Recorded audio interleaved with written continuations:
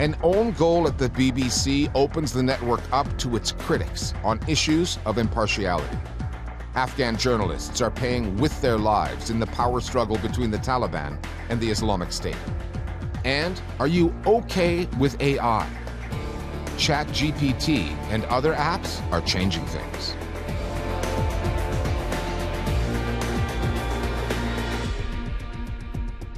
Hello, I'm Richard Gisbert, and you're at The Listening Post, where we dig into the coverage and analyze how news gets reported. It was a tweet, 262 characters long. It plunged one of the world's best-known media institutions into chaos and exposed so much about British politics and journalism. It was posted by Gary Lineker, a footballer turned broadcaster, on the UK government's divisive and illegal, under international law, asylum policy. Lineker called the language that the government is using reminiscent of Germany in the 1930s, and then got suspended by his bosses. It turns out they picked on the wrong guy. Faced with a public outcry and wildcat walkouts by Lineker's on-air colleagues, the BBC was forced to reinstate him, apologize, and promised to review its social media policy. They might want to start by looking at the double standards there. The BBC's future, including the way it is funded, was already in doubt. Britain's print sector is dominated by right-wing papers. They've been out to get the network for a long time, and they're now aligned with a Conservative government that's taking a long look at the BBC's funding model and what lies ahead. It's hard to imagine how the BBC could spiral faster into full-blown crisis. The BBC has been in extensive discussions with Gary and his team in recent days. We consider his recent social media activity to be a breach of our guidelines. Do you regret the tweet, Gary? This is a story that got its start online, created a tabloid frenzy, and landed the BBC and the British government in heaps of trouble. Enough is enough. We must stop the boats. When the minister in charge of immigration posted this video on an aggressive new law that stipulates any migrant coming to the UK without the right paperwork will be arrested and deported, she drew the attention of a famous former footballer. Gary Lineker, who now hosts BBC's Match of the Day, tweeted that Suella Braverman's approach was beyond awful, calling it an immeasurably cruel policy, directed at the most vulnerable people in language that is not dissimilar to that used by Germany in the 1930s. Lineker was quickly suspended, bounced from his studio by senior executives for breaking the BBC's rules on impartiality. But just temporarily, as it turned out. The presenter has almost 9 million followers. They went to work, and now it's Lineker's bosses who are wondering about their job security. So it's a bizarre situation. You've got a former footballer, star presenter, who tweets what he wants, a Director General, an Editor-in-Chief of the BBC who thinks he shouldn't be doing that, and a huge amount of pressure from political parties, from Tory MPs, from the right-wing press for the BBC to crack down on this behaviour. The problem is that the BBC's impartiality guidelines specifically allow for individuals like sports presenters to make some degree of political comment, and also Gary Lineker is uniquely well loved. It's all about the sauce! So if you try and get him sacked, you'll have an awful lot of people coming out in support of him, and this was where it all went very, very wrong for the BBC. Lineker in! What Lineker said was a criticism of the government's new legislation on migration, a policy that many international organizations questioned on the basis of its legality. And one might wonder why then a public persona who dares to criticize and question is being under attack just because he's expressing those voices. What is at stake is the independence of the BBC. The principal characters involved are the BBC's chairman, Richard Sharp, and the Director General, Tim Davie, and of course the football commentator, Gary Lineker. And I cannot remember a worse blunder. It has been absolutely awful. But it looks like Mr. Lineker might be getting an apology. Within days, Lineker's suspension was lifted. The executives in charge had to apologize. There's been no easy answers. It's been tough to get the balance right. This showdown has exposed the BBC's leadership. including people hand-picked by the Conservative government. It's also revealed where they draw the red lines. By saying Lineker had breached its rules on impartiality, the BBC was effectively telling a sports anchor to stay in his lane, that migration, a human rights issue, was off limits. From accusations of corruption in the bidding process to the treatment of migrant workers. Yet, at the recent World Cup, Lineker spoke up about human rights in Qatar, and nobody at the BBC took issue with that. Very often we see in British media, in BBC, that it's very easy to talk about violations of human rights in other places. But there is very little engagement with issues of human rights that have to do with our own country. It's almost like human rights are always about somewhere else. And this is very problematic because very often news-making is starting from the assumption that we have human rights in the UK. But do we? Do we all the time? And when it comes to British politics, there are double standards at the BBC over what its non-news broadcasters are allowed to put out there, depending on the subject and what gets said.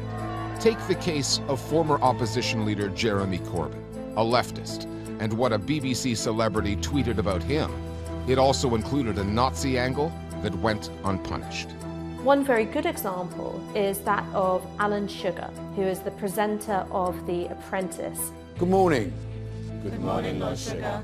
So like Gary Lineker, more in line with entertainment than with news coverage. Avi, you're fired. Thank you for the opportunity. If you take a look at his social media, he has directly advised people to vote for the Conservative Party and not Jeremy Corbyn. He tweeted an image of Jeremy Corbyn photoshopped next to Adolf Hitler. None of these things prompted any kind of controversy whatsoever internally at the BBC. And that's because, quite frankly, the right-wing papers were totally okay with it. Newspapers are the engines that drive perceptions and politics in the UK. Roughly 70% of the papers sold have Conservative owners, Tories, and their content veers from the right, like the Times and the Daily Telegraph, to the far right, tabloids such as The Sun and the Daily Mail. This story is tailor-made for those tabloids, given their obsession with the migrant boats landing on the UK's shores and the hostility they have traditionally directed at the BBC. Look, the BBC is always in trouble. I worked for it for 32 years. It was always in trouble. It's always being attacked. This is what the far right wants. This is what the Tory press wants. The Tory press has been clamorous on this because, of course, the BBC is its rival.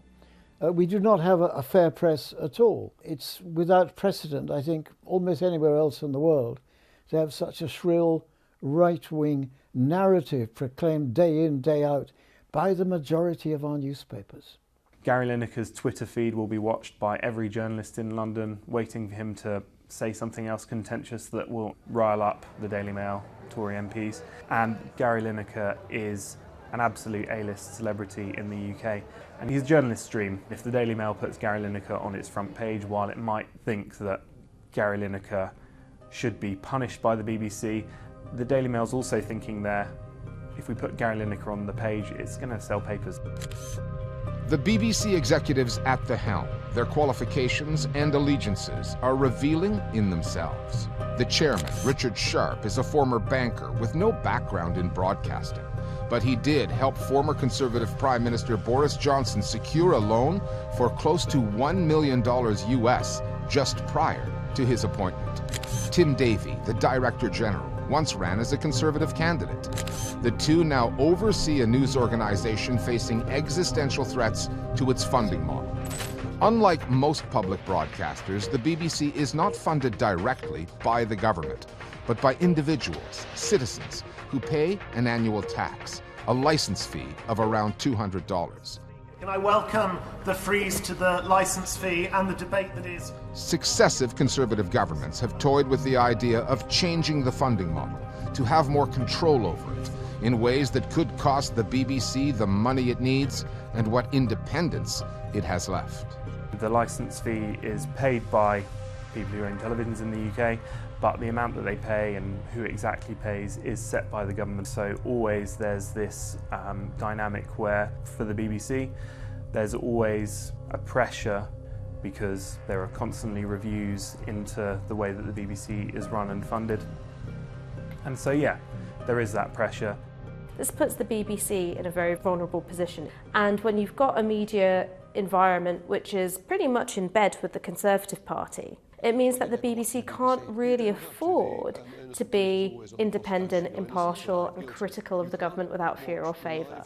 That's how it ends up with impartiality being weaponised against its own institution, because if it is impartial when it comes to the government, they will be castigated as being too liberal, too left-wing, and they're terrified of losing out on that licence fee. Having been backed and arguably saved by his millions of Twitter followers, Gary Lineker will return to the Match of the Day anchor chair this weekend. Meanwhile, the network says it is reviewing its guidelines on impartiality, and those senior executives will have a say over the new policy. That's if they survive in their jobs and don't get red-carded first and banished from the BBC.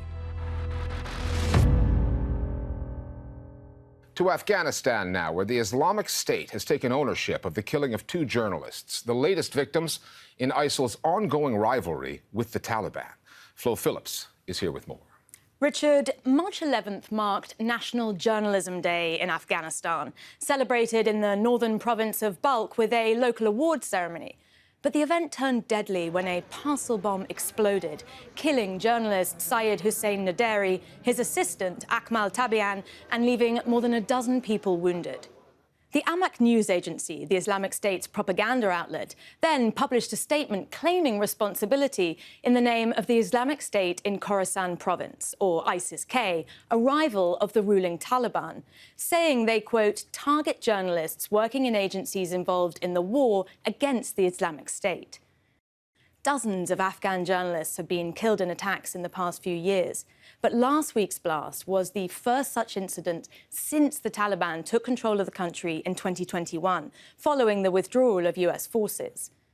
Afghan media workers are targets for both sides. The Islamic State disapproves of their critical reporting, and they've been harassed and silenced by the Taliban. According to the press freedom group Reporters Without Borders, in the year since the Taliban took power, the country has lost nearly 40% of its media outlets and nearly 60% of its journalists, a disproportionate number of them women, 3/4 of whom are now unemployed. The fall of Kabul and the rise of the Islamic Emirate has led to the downfall of journalism in Afghanistan. Thanks, Flo. It's been a blockbuster past few months for AI, artificial intelligence. There's been the global popularity of ChatGPT. It can magically and instantly write reams of text on any topic of your choosing, so you don't have to. Just this past week, an even more powerful version, GPT-4, was released. AI is not entirely new. It's been part of our lives, from the voice-enabled machines in our homes to the recommendation algorithms in your TikTok and Instagram feeds. What has changed is that AI can now do more than just respond to instructions. It can actually create unique output based on human prompts. From artwork to essays, it has capabilities that used to be the stuff of sci-fi fantasy, and it has people working in the media, graphic designers, data analysts, reporters, and writers, all wondering what impact AI might have on their industry. More to the point, on their employment prospects. The Listening Post's Ahmed Madi now with an explainer on the potential of AI, how it might transform the media you consume. Humans have this kind of sci-fi fantasy of a computer program that we can talk to. That's really weird. Is that weird? Do you think I'm weird? Kind of. Like in the movie Her or in any other sci-fi film. Well, you seem like a person, but you're just a voice in a computer. I can understand how the limited perspective of an unartificial mind would perceive it that way. You'll get used to it. It's absolutely the new gold rush. It's all anybody here can talk about right now. Artificial intelligence, which everybody thinks is the crown jewel. I think that corporate America is going to have to adapt to AI or die. VCs, investors, people who work in tech, the tech press. This is perhaps feeling like the early launch of the internet itself. It's a fascinating question, right? Is the AI going to come? Your bosses will wonder, can I replace each of these people with artificial intelligence? Is it going to take my job? Is it going to take your job? AI, artificial intelligence. It's in the news more than ever before, but as computer science goes, it's surprisingly old. Since the 1940s and World War II, when new computing techniques were pioneered to spy on German radio messages, scientists have continued to develop AI to tackle increasingly complex problems. It captured the popular imagination in the late 90s when IBM's Deep Blue computer beat chess grandmaster Garry Kasparov for the very first time. I think it's outstanding scientific achievement. Since then, advanced computing and artificial intelligence has become more accessible and more a part of our everyday lives. So you take, like, Clippy in Microsoft Word, right? Like, he was great. I loved Clippy, but he could only do a very finite number of tasks. And there've been these inexorable improvements since then, to the point where, Siri in your iPhone or Alexa in your smart speaker, they can play music, they can make appointments, they can make phone calls. And with the rise of this really sophisticated AI, I think a lot of people are starting to wonder what the next generation of AI assistants are going to be like. It's already here, and it's known as generative AI. AI that seems to be able to learn and create, much in the same way humans can. Whether it's images, video, or even mimicking the human voice, generative AI can make totally new and original content in a matter of seconds. Take Stable Diffusion, an image-generating AI tool. You can type in any prompt, no matter how outlandish, and within moments, you'll get impressive results. It's one of countless new hyper-advanced AI tools to launch recently, many of them completely free to use. I think it's important to remember that even though we are seeing all these sort of crazy, magical generative AI tools going mainstream, a lot of the core technologies that make these tools possible have been in development for at least the last 10 years. So I think what we're seeing right now is everything coming together, all these scientific breakthroughs, along with massive advancements in how fast computers are able to process data. And so that's why it feels like this stuff has come out of nowhere. Techies everywhere short-circuiting with excitement. Among all of the AI projects to burst onto the scene lately, one has really stood out, and it's called ChatGPT. Instead of photorealistic images or video, it produces text. It sounds simple, but it's taken the tech world and the media by storm. Have you tried ChatGPT? This promises to be the viral sensation that could completely reset how we do things. Une révolution qu'on doit à une firme américaine à but non lucratif, ChatGPT. For journalists on a deadline, this technology sounds pretty appealing, but it's one thing to hear how amazing ChatGPT is. It's another to see it in action. Let's take a look. I'm asking ChatGPT to write an intro for a report by the Listening Post on generative AI. And within seconds, there we have it. So ChatGPT basically scours the internet, checking out all of our past episodes online. And that's how it worked out the patterns in our show style and format, and even picked up our presenter's name, all without being told. And with a few edits here and there, this could definitely be good enough to air. It's very impressive tech, so it's no wonder the response from journalists has been a mixture of amazement and concern. Now, normally, we do talk to people, but today we are talking to a thing. Chatbot GTP, thank you for talking to me today. You're welcome. I'm here to help answer any questions you may have. Okay, so what I just said, what I just read to you, I didn't write that, and my staff didn't write that either. No human wrote it. That was written by a new online tool called ChatGPT. It's a program. We've seen lots of newsrooms really think about how they're going to, how they could embrace the technology and adopt it in their own practices. BuzzFeed announced that they might be using ChatGPT to generate quiz results, and that makes total sense. For a fun quiz about your personality or favorite ice cream, 100%. Great technology. But then the flip side, we've seen some maybe not so great examples of how newsrooms are using AI. For example, tech news site CNET. CNET started publishing articles that had been generated by AI late last year. And nobody appears to have even noticed it for a full 2 months. And the whole internet was suddenly like, wait, a major publisher has been publishing dozens of articles that it generated using AI. As that was playing out, we started thinking, we'd love to know, like, are these AI generated articles, are they factually strong? The AI had really nailed the sense of being like an authoritative sounding source. But when we zoomed in, we found that there were actually a lot of factual errors slipping through. The errors were sloppy, and considering the articles were on personal finance, the potential for harm was quite serious. For example, one article suggested that depositing $10,000 into a savings account at 3% interest per year would give you a profit of $10,300, whereas in fact the earning would be $300. CNET paused the AI-generated program, and an internal review found that more than half of all the articles contained factual errors or plagiarism. They've not given up though. CNET says that though the process may not always be easy or pretty, CNET will continue embracing AI.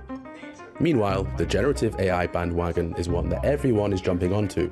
Microsoft has invested $10 billion into OpenAI, ChatGPT's developer, and Google and Meta are pouring money into their own ventures. Given how the tech works, AI is going to keep improving, and more media companies look set to bring it into the newsroom. I think if you're a journalist and you're worried about your job being taken over by an AI, I think you should have more faith in yourself and your professional skills. You know, an AI system can't ask questions. It can only find information that's in its data set.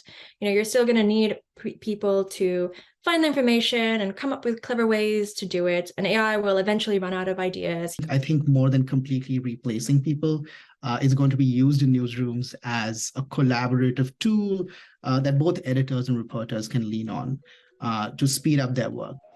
I think you can imagine a scenario when a reporter is out there in the field and doesn't really have the time to, you know, sit down and write 400 words of really good copy, but maybe they can just plug the facts into a generative AI tool, and then that tool can, you know, churn out like a decent news report that can be then edited by an editor back in the newsroom. Or maybe what OpenAI has accomplished at this point will turn out to be about as impressive as AI is able to get. We could end up with AI that's a valuable tool to support the work of human journalists. Maybe it will even free reporters up to focus on the most ambitious and important work. If we could get there, that might be really interesting. I think it'll be fascinating to see where all this goes in the coming months and years.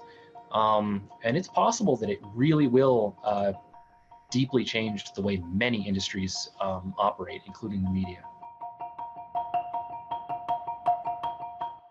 And finally, back to Britain and all the bluster over the BBC. Match of the Day, which is the world's most famous football broadcast, had to go without a host after Gary Lineker's temporary suspension, which provided British comedian Myria Chihuahua with an idea. Why not get Suella Braverman, the UK's Home Secretary, who oversees immigration, to sit in the Match of the Day anchor chair? She's the one who Lineker accused of using anti-migrant language not dissimilar to Germany in the 1930s. Would she violate the BBC's impartiality guidelines? We'll leave you now with Chihuahua walking us through what that might look like. And we'll see you next time here at The Listening Post. Good evening, I'm Suella Braverman and welcome to MOTD, which I assume stands for Make Outsiders Totally Disappear. Apologies, Match of the Day, sorry. Apparently Sarkar is on the right wing. Oh my god, same. Oh, and look at that, a bit of showboating there. Only boats I'll allow. Oh, what a marvellous save. He is fantastic at keeping unwanted black and white things out. Can he come and work for me? And there was another assist from Sun Heung-min. Is it an assist or is it stealing a British job? Just one to think about. And that trick is called an around the world, as long as it doesn't stop in Britain. And if England keeps playing this way, football is coming home. Providing it chooses a legal route, of course. Otherwise, football is being detained in central Rwanda. Right, so Liverpool beat Man U 7-0, and a lot of people aren't very happy about that. But I tell you this, I'd rather see 7 Neils than 7 Akbars and Tundes on British soil. 7-0, sorry.